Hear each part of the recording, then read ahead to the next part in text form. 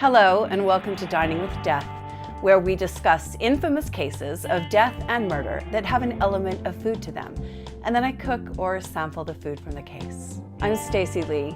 Let's begin. We often talk about gangsters here on Dining with Death. They're fascinating characters who live life large and fast, and they often have strong ties to the restaurant world. Most of the time when we're talking about gangsters, we're talking about the Italian mafia, the wise guys, and we're covering another one today. Only this gangster didn't make his name in the Italian neighborhoods of New York or New Jersey or Chicago. This gangster was the godfather of New Orleans. Not only that, many people believe our subject today was in on the planning of the JFK assassination. This is Carlos Marcello. Carlos was born in February of 1910, and his family emigrated to the United States when he was young. His parents were Sicilian, and they settled on a decaying plantation in Jefferson Parish, which is a suburb of New Orleans. The family's original last name was Minicore, but Carlos' parents changed the family name to Marcello. When he was a child, Carlos Marcello turned to petty crime in the French Quarter. He rose up on the mean streets of New Orleans to become the leader of a teenage gang, and even as a kid, he went to prison for masterminding and committing a series of armed robberies throughout smaller towns surrounding New Orleans. He was infamous in the area and was often compared by journalists to the character of Fagin in Oliver Twist. By the time Carlos was 20, he had been convicted and sentenced to 9 years in the Louisiana State Pen for assault and robbery. He ended up serving 5 of those 9 years. In the 1930s, Carlos got involved in the marijuana trade. He was caught and arrested in 1938 and sentenced to over a decade in prison, but ended up doing only 10 months. Word of this young and ruthless gangster reached the head of the Genovese crime family, Frank Costello, and soon Frank brought Carlos into the fold. Carlos rose through the ranks of the mafia even as an outsider. He was brutal, he was violent, and he was good with money. He knew how to make it, and he knew how to hide it. I always wonder when we talk about mafia stories, it's in a weird way almost like becoming a rock star. There are so many people that play in their bands, in their garages, but so few of them get famous. In the mafia, it's on a much smaller scale, kind of the same thing. There's a lot of wise guys that want to be the next boss, but there seems to be a very particular way that bosses are chosen. It's almost like the guys in charge have kind of a sixth sense, game recognizes game type of a thing, and they bring up the ones that they see the leadership potential in. Only that leadership potential in the mafia also has like a very violent and brutal side to it. Carlos married Jacqueline Todaro in 1936, and the couple had 4 children together. Carlos was given the moniker the Little Man at some point as he began to rise through the ranks, and he had a hatred for that name. He was a dapper dresser and often appeared indoors in sunglasses, but he was only about 5 feet tall, some say 5'2". He loved a good suit and he loved a good meal, and he was very, very much old school mafia. By the end of 1947, Carlos had taken control of most of the illegal gambling rackets in Louisiana. He was a very powerful man on his own, but he also had the backing of the Genovese crime family and Meyer Lansky, who taught Carlos how to skim from the area casinos. Carlos was receiving a cut from all the money he skimmed, and he provided muscle for nearby Florida casinos as well. In meetings with the crime families, Carlos was named as the godfather of the New Orleans Mafia. He now had hundreds of soldiers underneath him, and he ran a ruthless and dangerous operation, skimming funds, beating up local shop owners if they didn't pay protection, and running drugs. There are multiple stories of Carlos Marcello walking around New Orleans with $30,000 to $40,000 cash in his pockets. He would visit the offices of politicians and police, walk in and simply hand them a wad of cash for doing his bidding. He was well liked, he was congenial, but he was also feared. Even though he was called the Little Man, and he was a small man, he had a large head. People often said his head didn't fit on his body, and he wore those great big dark sunglasses. Very much, a Joe Pesci character, right? A tiny little man with a big attitude and a larger-than-life persona. Over the door to Carlos Marcello's office in his office building was a sign that said, "Two can keep a secret if one of them is dead," because of course he did. Everyone knew just exactly who Carlos Marcello was, and he liked it that way. Carlos was almost a caricature of a mafia man. He was boisterous and blusterous, and everything he said was peppered with curse words. Even when he was the most famous and well-known mobster in the world, he would tell people he was a tomato salesman. He repeated over and over, "I ain't in no racket, I ain't in no organization." Marcello also owned shrimp boats and some other small businesses that gave him enough cover to craft the perception of a legitimate business owner. Carlos Marcello got into a war of words with Governor John McKeithen. Carlos claims he donated $168,000 to McKeithen's campaign, and that when McKeithen was elected, he didn't follow through on any of the promises he had made to Carlos Marcello. Now, if you ask John McKeithen, he was once quoted as saying, "I never took a dime from that thug." Although there aren't a lot of stories about Marcello being a particularly ruthless killer, we do know a few things. He lived out in a house near the Mississippi. It was well known, Carlos Marcello wanted it to be known, that if you crossed him, you would end up in a barrel at the bottom of the Mississippi. He made sure that the stories of men who tried to oppose him were known far and wide, and people knew the stories were true. Anyone who tried to go up against the powerful mob boss disappeared and was never seen again. Carlos Marcello was always interested in politics, and he very carefully selected who he would and who he would not work with. Like I said earlier, he was good with money and he had a good head for business. After he rose to the top, he fostered relationships with mafia leaders in Tampa and in Dallas, and it is those Dallas connections that have fueled the fires of conspiracy with regards to Carlos Marcello and the Kennedy assassination. It is no secret that millions of dollars in mafia money helped get John F. Kennedy elected president.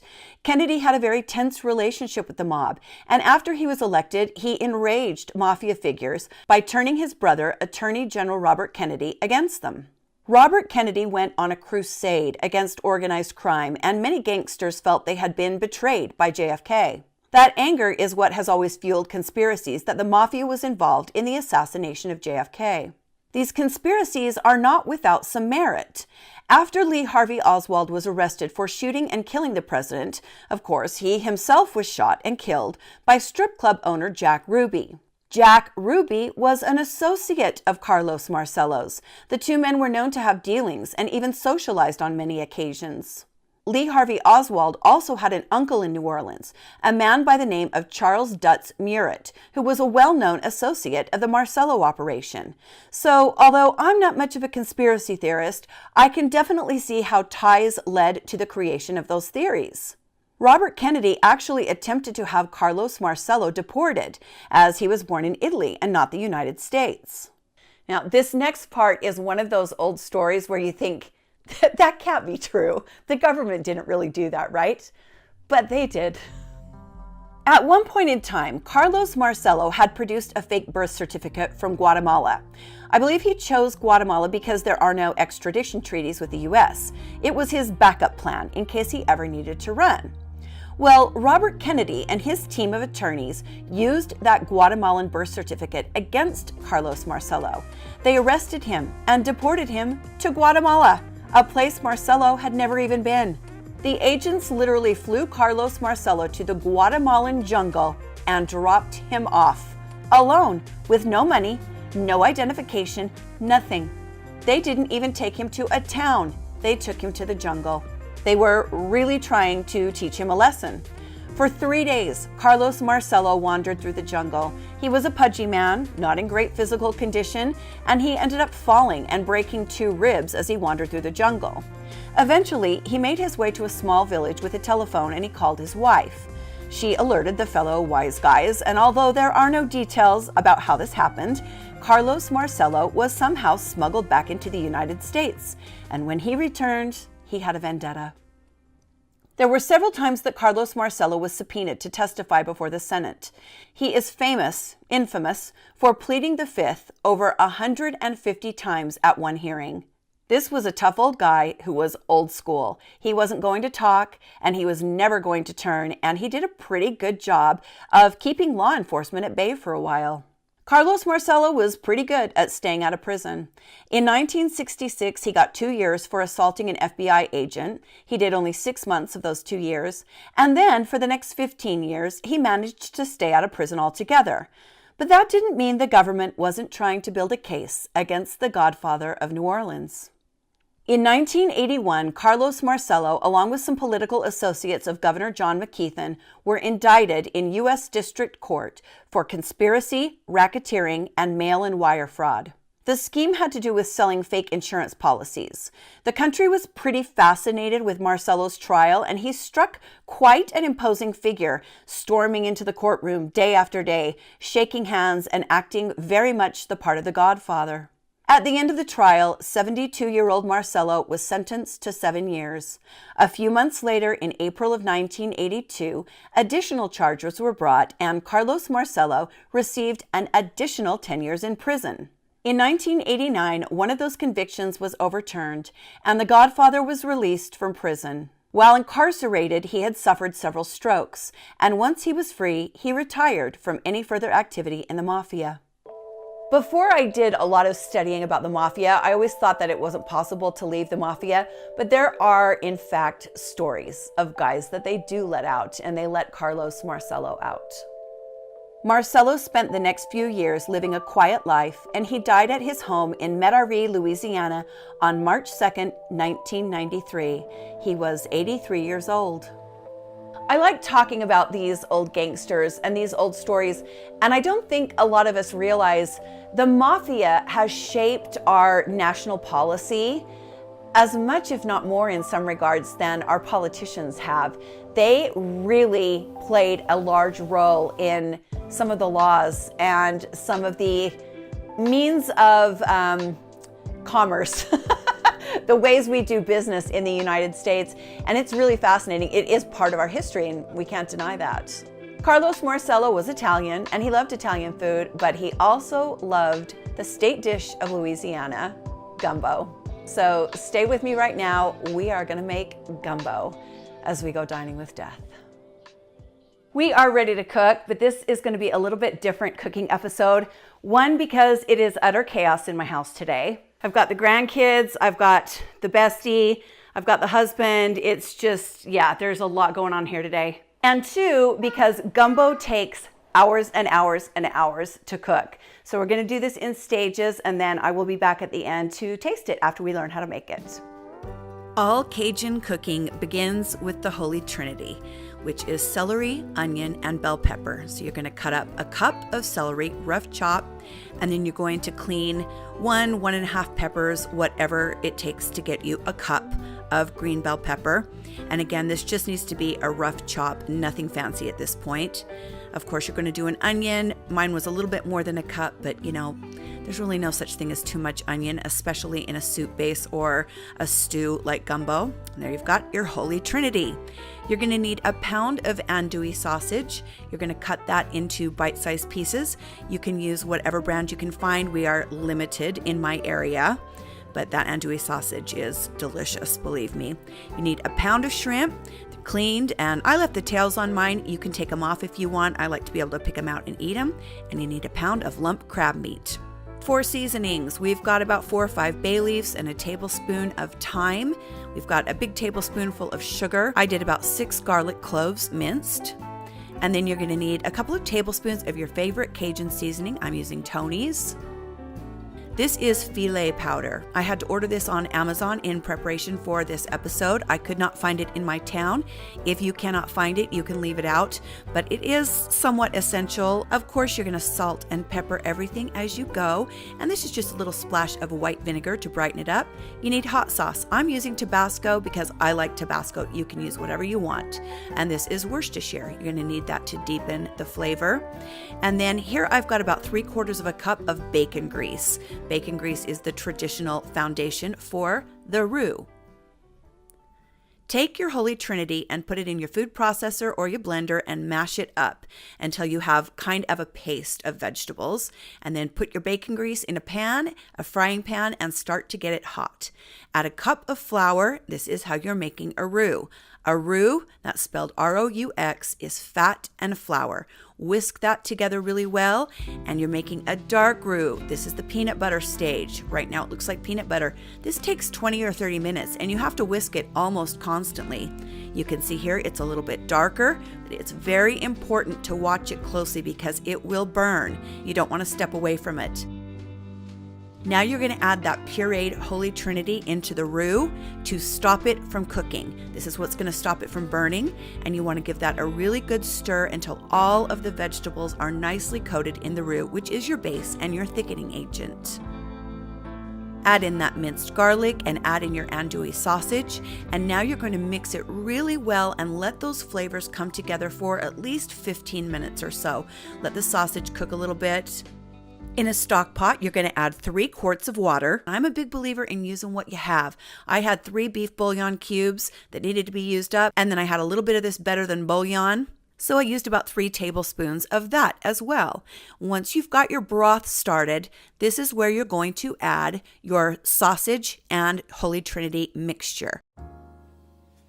Add that in, give it a really good mix, and now you've got the base of the gumbo starting to come together. It smells incredible. Now you season with your salt, your sugar, your bay leaf and thyme, your Creole seasoning, your hot sauce, whatever you choose, your Worcestershire, and you're going to add a 14-ounce can of pureed tomatoes. They can be whole peeled, just blend them up a little bit. I also like to add a lot of tomato paste, and I love this brand. It comes from Amazon. Give that a good stir. It's really starting to look like gumbo now and smell like gumbo. And this is where you're going to add that filet powder. You can see it's starting to thicken up. The viscosity is starting to change a little bit, and it's a very traditional stew texture. You can also see where it has reduced. It's been cooking for about an hour, and this is where you would add in the okra. Let me tell you about my okra saga, my friends. I went to 3 different grocery stores. Nobody in St. George, Utah had okra. Not canned, not frozen, not fresh. I could not find okra. I am well aware gumbo needs okra. I could not find it in my town, so I'm sorry.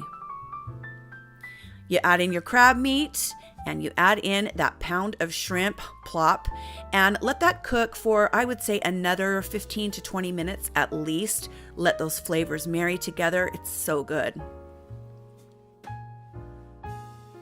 Now you taste. I thought mine needed a little bit more Creole seasoning, and so I added more Creole seasoning. I also thought it needed a little bit more hot sauce, and so I'm adding more hot sauce. And now you put it over a pile of fresh steamed rice. Delicious. Let's give this a taste. I'm just giving up on... I'm going to give up on trying to get a quiet shot, but let's give this a taste.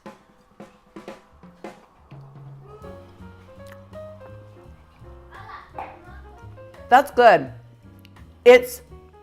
Nothing tastes like gumbo. Like if someone were to say, what does it taste like?